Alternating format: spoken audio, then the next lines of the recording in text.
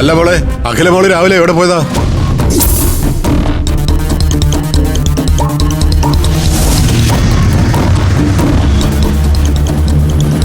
അല്ല, വെളുപ്പിനെ ജംഗ്ഷനിൽ വെച്ച് കണ്ടെന്ന് പത്രം ഇടാൻ വരുന്ന പ്രഭാകരൻ പറഞ്ഞു.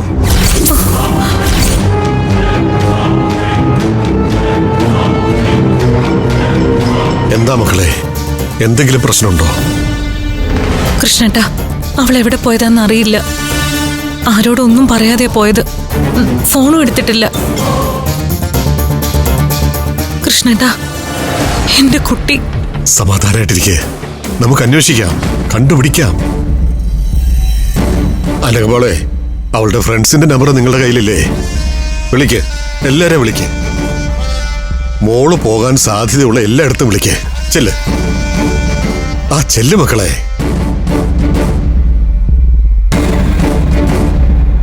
കൃഷ്ണേട്ടാ, എനിക്ക് പേടിയാവുന്നു. എനിക്ക് ശരിക്കും പേടിയാവുന്നു. പേടിക്കണ്ട.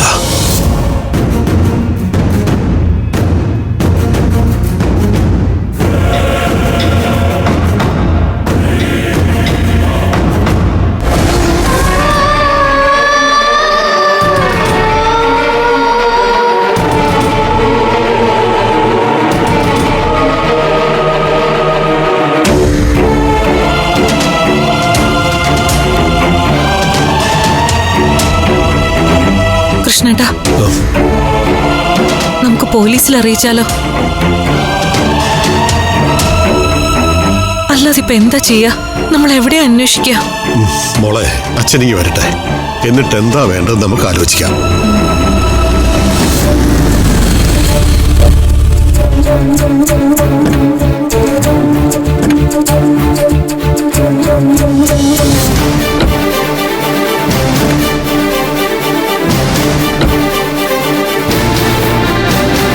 ഇവരെന്താ ഇവിടെ? അവര് അഖില ഇവിടെ ഇല്ലെന്ന് അറിഞ്ഞിട്ട് വരികയാണോ? മോളെന്തായാലും ഒന്നും പറയാൻ പോകണ്ട. അഖില പുറത്തെവിടെയെങ്കിലും പോയതാണെന്ന് പറഞ്ഞാൽ മതി. പറഞ്ഞതൊക്കെ ഓർമ്മയുണ്ടല്ലോ. എങ്ങനെയും കല്യാണം തീരുമാനിച്ചിട്ടേ പോകാൻ പറ്റൂ. അതെ, നീ വെറുതെ പ്രശ്നം ഉണ്ടാക്കാരുന്ന മതി. ആരുടെ കാലുവേണമെങ്കിലും പിടിക്കാന്നല്ലേ പറഞ്ഞത്? ഇന്ന് വെച്ച് ചെല്ലുന്ന പാടെ കാലി വീണ അവര് നമ്മുടെ തലയിൽ കയറും. ആദ്യം കടുപ്പിച്ച് തന്നെ പറയണം. അല്ലെങ്കിൽ വഴങ്ങുന്നില്ലെങ്കിൽ അനുനയം. നീ സംസാരിച്ച് പ്രശ്നം കൂടുതൽ വഷളാക്കരുത്. ദേ, ഞാൻ സംസാരിക്കുമ്പോൾ നിങ്ങൾ ഇടയിൽ കയറാതിരുന്നാൽ മതി. അമൃത എന്റെ വഴിക്ക് കൊണ്ടുവരാൻ എനിക്കറിയാം. അതെ, ഞാനൊന്ന് പുറത്തു പോയിട്ട് വരാം. ജംഗ്ഷനിലൊക്കെ ഒന്ന് അന്വേഷിക്കണം. അഖില മോളെ കണ്ട ആരെങ്കിലും ഒക്കെ ഉണ്ടാവില്ലേ? കൃഷ്ണേട്ടൻ പോയാൽ ഞാൻ ഒറ്റയ്ക്കാവും. അച്ഛൻ വന്നിട്ട് പോവാം. അത് ശരിയാവില്ല മോളെ, കുട്ടികളൊക്കെ ഉണ്ടല്ലോ, പിന്നെന്താ?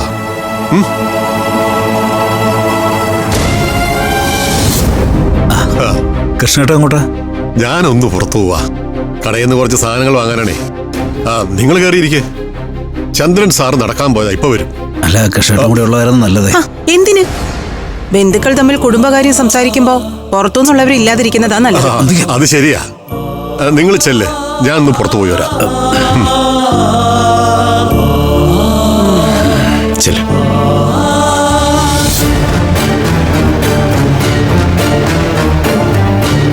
മോളെ, കുട്ടികളൊക്കെ എവിടെ?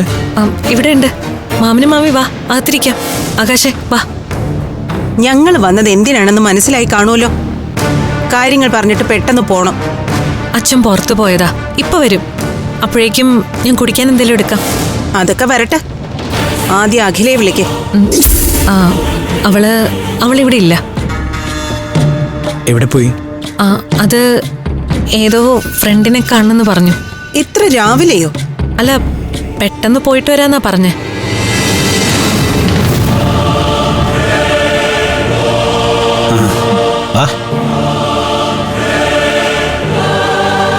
ആഹാ, കല്യാണ പെണ്ണൊഴിച്ച് ബാക്കി എല്ലാവരും ഉണ്ടല്ലോ. അഖില മാത്രം ഇവിടെ ഇല്ല. എന്തിനാ അമൃത ആവശ്യമില്ലാതെ കള്ളം പറയുന്നേ? അവളെ വിളിക്ക്. അവളിവിടെ ഇല്ല. ചേച്ചി പറഞ്ഞു പഠിപ്പിച്ചു വെച്ചിരിക്കുന്ന പോലെയല്ലേ അനിയത്തിമാര് പറയൂ. അമ്പിയേ, നീ നിർത്ത്. പറ മോളെ, അഖില എപ്പോ വരും?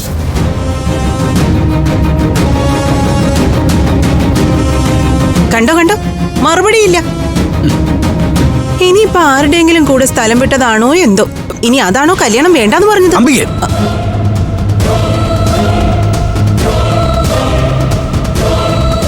എനിക്ക് പറയാനുള്ളത് ഞാൻ പറയും. എന്റെ മോനെ കണ്ണും കയ്യും കാണിച്ച് മയക്കി കല്യാണത്തിന് സമ്മതിപ്പിച്ചിട്ട് ഇപ്പൊ നാട്ടുകാരെല്ലാം അറിഞ്ഞപ്പോ കല്യാണത്തിന് സമ്മതമല്ലാന്ന്.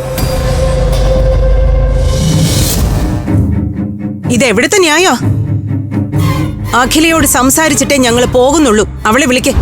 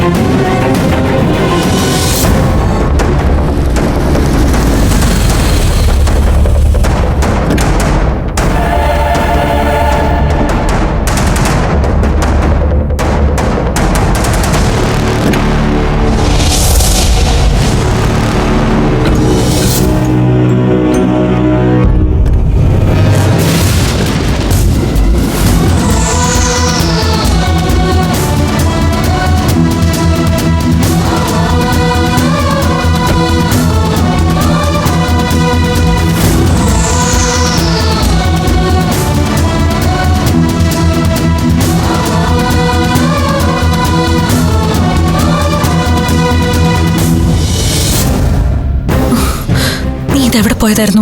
എത്ര നേരിട്ട് അന്വേഷിക്കുന്നു. ഞാനൊന്ന് അമ്പലത്തിൽ പോയതാ. ആരോടും പറയാതെയോ? ചേച്ചി അടുക്കളയിലായിരുന്നു. ബാക്കിയെല്ലാരും ഉറക്കവും. പെട്ടെന്ന് പോയിട്ട് വരാലോ എന്നോർത്താ പറയാതെ പോയത്.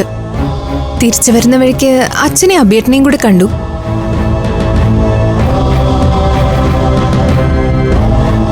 ഇതെന്താ എല്ലാരും കൂടി? കല്യാണം തന്നെയാ പ്രശ്നം.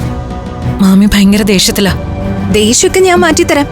മോളെ, നീ ഒന്നും പറയാൻ നിൽക്കണ്ട. എന്റെ കാര്യം ഞാനല്ലത് പിന്നെ ആര് പറയും? ചേച്ചി വാ.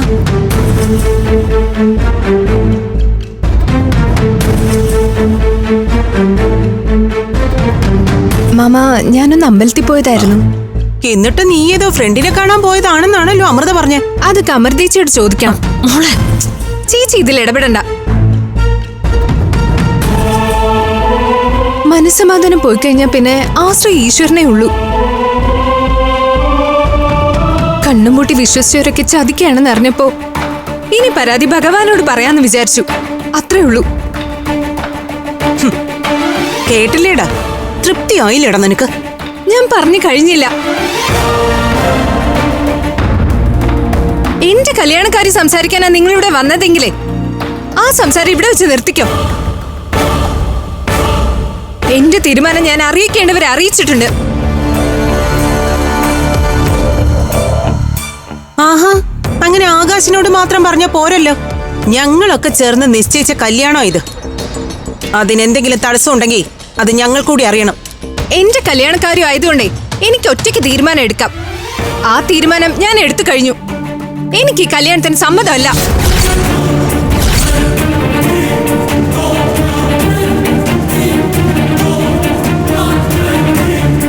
കൂടെ ജീവിക്കാൻ ഒരു പെണ്ണിനെയല്ല നിങ്ങക്ക് വേണ്ടതെന്നേ എനിക്ക് നന്നായിട്ട് അറിയാം. ഇട്ടുമൂടാനുള്ള പൊന്ന. അങ്ങനെ ഒരു കച്ചവടം പഞ്ചരത്നത്തിൽ തുടങ്ങിയിട്ടില്ല. തുടങ്ങുമ്പോ ഞങ്ങൾ അറിയിക്കാം. മതി മോളെ, ഒന്ന് നിർത്ത്. നിർത്തി. പറഞ്ഞതൊക്കെ എല്ലാവർക്കും മനസ്സിലായി കാണുമല്ലോ. എന്റെ കല്യാണത്തിന്റെ പേരിൽ ഇനി ഇവിടെ ഒരു സംസാരവും വേണ്ട. ഈ കാര്യത്തിന് വെറുതെ എന്നെ പിന്നാലെ വരെയും വേണ്ട. അത് അടഞ്ഞു കഴിഞ്ഞ ഒരു അധ്യായോ.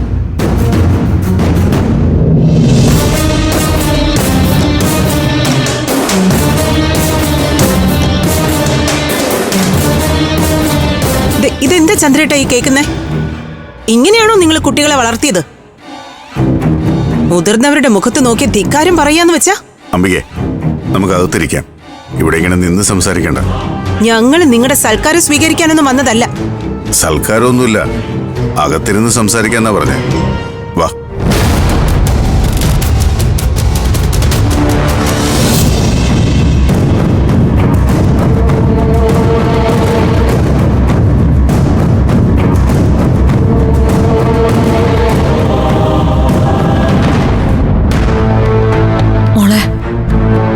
എന്താ ഇങ്ങനെ? എന്തൊക്കെ പറഞ്ഞാലും അവര് നമ്മളുടെ അമ്മാവനും അമ്മായിയല്ലേ. ചേച്ചിയുടെ സെന്റിമെന്റ്സ് ഇതുവരെ തീർന്നില്ലേ? അവർക്ക് നാണം ഉണ്ടായിരുന്നെങ്കിൽ ഇന്ന് ഇവിടെ കയറി വരുമായിരുന്നോ? എന്തായാലും വന്നു പോയില്ലേ, സംസാരിച്ചിട്ട് പോട്ടെ. വീട്ടിൽ വന്ന് കയറുന്നവരാരായാലും നമ്മൾ കാണിക്കേണ്ട ഒരു മര്യാദയില്ലേ? മര്യാദക്ക് നമ്മൾ മാത്രം കാണിക്കേണ്ട കാര്യമാണോ? ഒരു കാര്യം ഞാൻ പറഞ്ഞേക്കാം, നിങ്ങൾ ആരെങ്കിലും കല്യാണത്തിന് സമ്മതം പറഞ്ഞ അതിന്റെ ഉത്തരവാദിത്വം കൂടെ നിങ്ങൾ തന്നെ ഏറ്റണം. എന്നെ പ്രതീക്ഷിച്ച് ആരും ഒരു സ്വപ്നവും കാണണ്ട. ഞാൻ പുറത്തെവിടെങ്കിലും കാണും. എന്നെ കാണാനോ സംസാരിക്കാനോ ഒരാളും വരണ്ട. വന്നിട്ട് ഒരു കാര്യമില്ല, ഞാൻ സംസാരിക്കില്ല.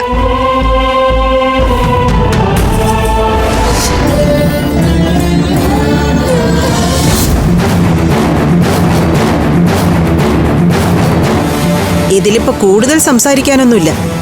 നാട്ടുകാർ മുഴുവൻ അറിഞ്ഞ കാര്യ. കല്യാണം നടത്തിയേ പറ്റൂ. ഞങ്ങൾക്കും ആഗ്രഹമില്ലാഞ്ഞിട്ടല്ലോ. അഖില പറഞ്ഞൊക്കെ നിങ്ങളും കേട്ടതല്ലേ? എന്ന് പറഞ്ഞാൽ എങ്ങനെയാ ചന്ദ്രേട്ട? ഇതെന്താ കുട്ടിക്കളിയാ? തോന്നുമ്പോ കല്യാണം നിശ്ചയിക്ക, കുറച്ചു കഴിയുമ്പോ വേണ്ടാന്ന് വെക്ക. മാമി അമൃതേച്ചിയും കൂടി ആരും അറിയാതെ നടത്തിയ ഇടപാടുകളാ പ്രശ്നമായത്. അഖിലയുടെ സ്ഥാനത്ത് ഞാനാണെങ്കിലും ഇങ്ങനെ തന്നെ പെരുമാറുമായിരുന്നുള്ളൂ. നിന്നോട് അഭിപ്രായം ചോദിച്ചില്ലല്ലോ. കാര്യങ്ങൾ തീരുമാനിക്കാനും നടത്താനും ഞങ്ങൾ ഇവിടെ മുതിർന്ന ആൾക്കാരുണ്ട്. ഇവിടെ അങ്ങനെ അല്ല ശീലം. എല്ലാവരും എല്ലാ കാര്യങ്ങളും ചർച്ച ചെയ്താ ഇവിടെ തീരുമാനിക്കാറ്. ഞങ്ങളുടെ വീട്ടിലില്ലാത്തതാ. അമ്മ അമ്മയുടെ ഇഷ്ടം തീരുമാനിക്കുന്നു, ബാക്കിയുള്ളവരനുസരിക്കണം.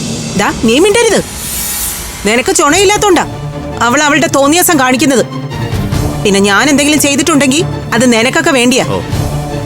സ്വർണം ചോദിച്ചതേ എനിക്ക് തിന്നാനൊന്നും അല്ല. മതി, ഇനി അത് പറഞ്ഞുകൂടെ ഒരു വഴക്ക് വേണ്ട. എങ്ങനെ പ്രശ്നം പരിഹരിക്കാന്ന് ആദ്യം നോക്ക്. ഒറ്റ പരിഹാരേ ഉള്ളൂ, കല്യാണം നടക്കണം.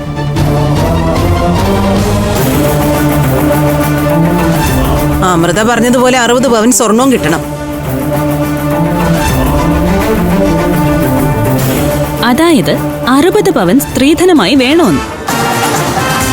1961 സ്ത്രീധന നിരോധന നിയമപ്രകാരം സ്ത്രീധനം പണമായിട്ടോ സ്വർണമായിട്ടോ മറ്റെന്തെങ്കിലുമായിട്ടോ ചോദിക്കുന്നതും കൊടുക്കുന്നതും കുറ്റകരമാണ്. 7 കൊല്ലമാ ശിക്ഷ.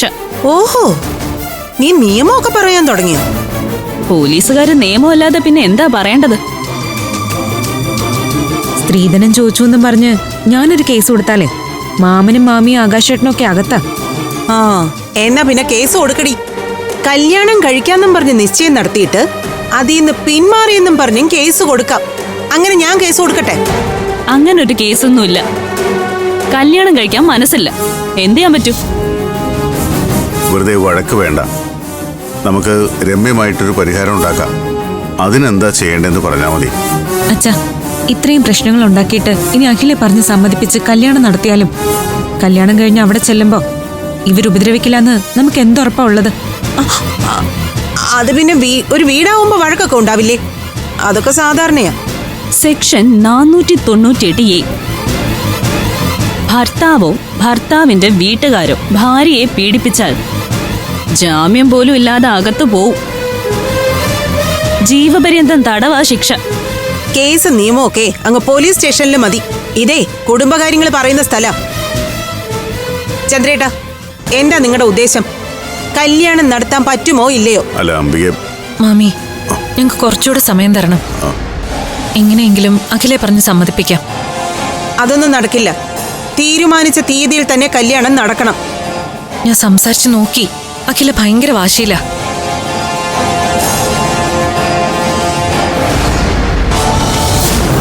നീങ്ങ വന്നേ, ഒരു കാര്യം പറയട്ടെ. ഇനി ഇവിടുന്ന് രഹസ്യം രഹസ്യം പറഞ്ഞു പറഞ്ഞ കാര്യങ്ങൾ ഇത്ര വഷളാക്കിയത്. ഇത് നിങ്ങൾ ആരും അറിയേണ്ട കാര്യമല്ല. അമൃത വാ. വാ. ഇത്രയൊക്കെ ആയിട്ടും രഹസ്യത്തിന് ഒരു കുറവുമില്ല. അച്ഛാ, ഞാനൊരു കാര്യം പറഞ്ഞേക്കാം. മാമിയുടെ വാക്ക് കേട്ട് എന്തെങ്കിലും ഉറപ്പ് അമൃതേച്ചി കൊടുത്താ ഞാനത് സമ്മതിക്കില്ല. ഇപ്പോഴേ പറഞ്ഞിട്ടുണ്ട്.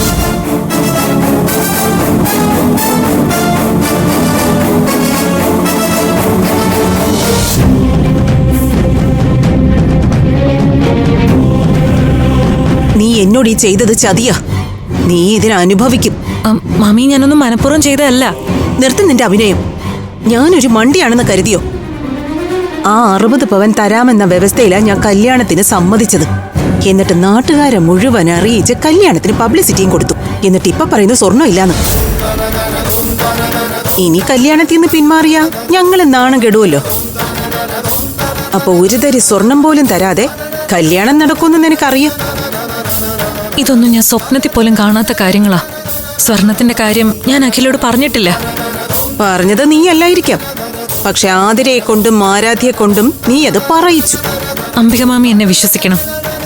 ഈ കല്യാണം എങ്ങനെയെങ്കിലും നടന്നു കാണാൻ ഞാൻ പെട്ടപാട് എനിക്കേ അറിയൂ. അങ്ങനെയുള്ള ഞാൻ ഈ കല്യാണം മുടക്കാൻ നോക്കൂ? കല്യാണം മുടക്കാൻ നോക്കിയെന്ന് ഞാൻ പറയില്ല, പക്ഷെ സ്വർണം തരാതിരിക്കാൻ നോക്കി. ഞാനൊരു പെണ്ണായി പോയതുകൊണ്ട് എന്നെ എങ്ങനെയും പറ്റിക്കാന്നാണോ നീ കരുതിയെ? എന്റെ ഭർത്താവിനാണെങ്കിൽ പെങ്ങളുടെ മക്കളോടുള്ള സ്നേഹം വഴിഞ്ഞൊഴുക, മോനാണെങ്കിൽ ഒരു പെൺകോന്തനും.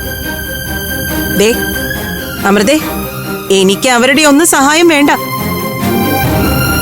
ആ സ്വർണം തരാൻ ഞാൻ ഇപ്പോഴും തയ്യാറാ. പക്ഷേ കല്യാണത്തിന്റെ കാര്യത്തിൽ ഒരു തീരുമാനം വേണം. കല്യാണം വേണ്ടാന്ന് പറഞ്ഞത് നിന്റെ അനിയത്തിയല്ലേ? നീ അവളെ പറഞ്ഞ് സമ്മതിപ്പിക്കണം. ഞാൻ ഒന്നുകൂടി പറഞ്ഞു നോക്കാം.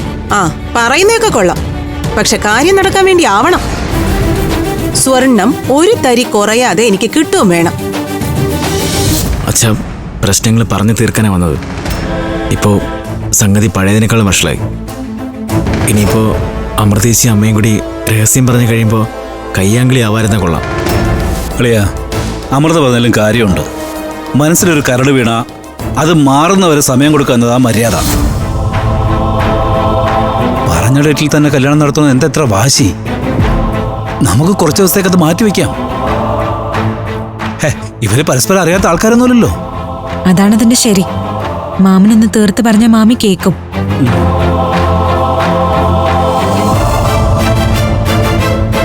എന്തായി രഹസ്യം? തീരുമാനമായോ? അഖിലെ കൊണ്ട് എങ്ങനെയെങ്കിലും സമ്മതിപ്പിക്കാന്നാണ് അമൃത പറയുന്നത്. അതിന്റെ ഉത്തരവാദിത്വം അവളെ ഏൽക്കട്ടെ. അഖില സമ്മതിച്ചില്ലെങ്കിലോ? ദേ, ഞാനൊരു കാര്യം പറയാം. അഖില പൂർണ്ണമായിട്ട് സമ്മതിക്കുവാണെങ്കിൽ ഞങ്ങൾക്കും സമ്മതമാ. അതല്ലാതെ വേറെ ആരുടെങ്കിലും വാക്ക് കേട്ട് നിർബന്ധിച്ച് സമ്മതിപ്പിക്കാനൊന്നും ഞങ്ങളില്ല. ഈ ഉത്തരവാദിത്വം ഏൽക്കാനും ഞങ്ങൾ തയ്യാറല്ല. അമൃതേശി, ഞാനൊന്ന് സംസാരിക്കട്ടെ അവളോട്. നീ എന്ത് സംസാരിക്കാനാ? സ്വന്തം കൂടപ്പിറപ്പുകൾ സംസാരിച്ചിട്ട് അനുസരിക്കാത്തവള് നീ പറഞ്ഞാ കേക്കോ? അത് സംസാരിച്ചാലല്ലേ അറിയൂ. ഒരു സംസാരം വേണ്ട. നീ എന്തിനാ വെറുതെ അവളുടെ മുമ്പിൽ നാണം കെടാൻ പോകുന്നേ? ആകാശ് പറഞ്ഞതിൽ കാര്യമുണ്ട്. അവര് പരസ്പരം സംസാരിക്കുന്നല്ലേ നല്ലത്. അവരല്ലേ ഒരുമിച്ച് ജീവിക്കേണ്ടത്. കല്യാണം കഴിഞ്ഞാലല്ലേ ഒരുമിച്ചുള്ള ജീവിതം. ആദ്യം കല്യാണത്തിന്റെ കാര്യത്തിൽ ഒരു തീരുമാനം ആവട്ടെ. അതിനല്ലേ അവൻ സംസാരിക്കണമെന്ന് പറയുന്നേ. നീ ചെല്ലടാ.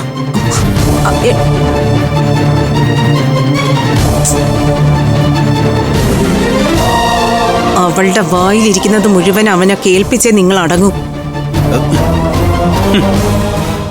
അവന്റെ അമ്മയുടെ വായിരിക്കുന്ന അവന്റെ അച്ഛൻ കേൾക്കാൻ തുടങ്ങിയിട്ടേ വർഷം കുറെ ആയി. അവനൊരു ട്രെയിനിങ് ആവട്ടെ.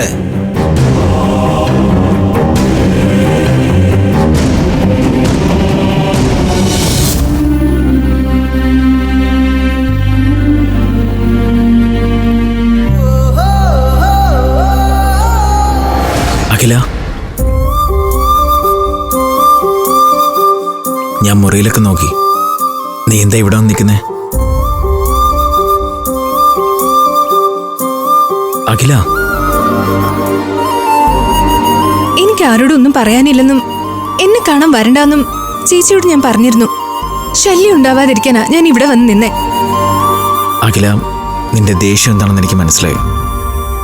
ദേ, കാര്യങ്ങളൊക്കെ ഞാൻ അറിഞ്ഞപ്പോൾ ഇതിനെക്കാട്ടും ദേഷ്യം എനിക്കും തോന്നി. അത് ഞാൻ വീട്ടിലുള്ളവരോട് പറയുകയും ചെയ്തു. പിന്നെന്തിനാ ഇപ്പൊ വന്നത്? വരാതിരിക്കാൻ പറ്റുമോ? എൻ്റെ അമ്മ ചെയ്തൊരു തെറ്റിന് നീയും ഞാനും തമ്മിൽ പിരിയുന്നതിനാ. ഒന്നും എൻ്റെ അറിവോടല്ല സംഭവിച്ചത്. സത്യമായിട്ട് ഇതൊന്നും ഞാൻ അറിഞ്ഞതുമല്ല. ഞാൻ പറയുന്നത് സത്യമാണ്. അമ്മയും അമൃതേശിയും തമ്മിലുണ്ടാക്കിയ ധാരണയെപ്പറ്റി എനിക്കൊന്നും അറിയില്ലായിരുന്നു. ഇത്രയും വലിയൊരു തോന്നിയാസം നടന്നിട്ട് അതറിയാതിരുന്ന ആകാശേട്ടനെ വിശ്വസിച്ച് ഞാൻ എങ്ങനെ ആ വീട്ടിലേക്ക് വരും?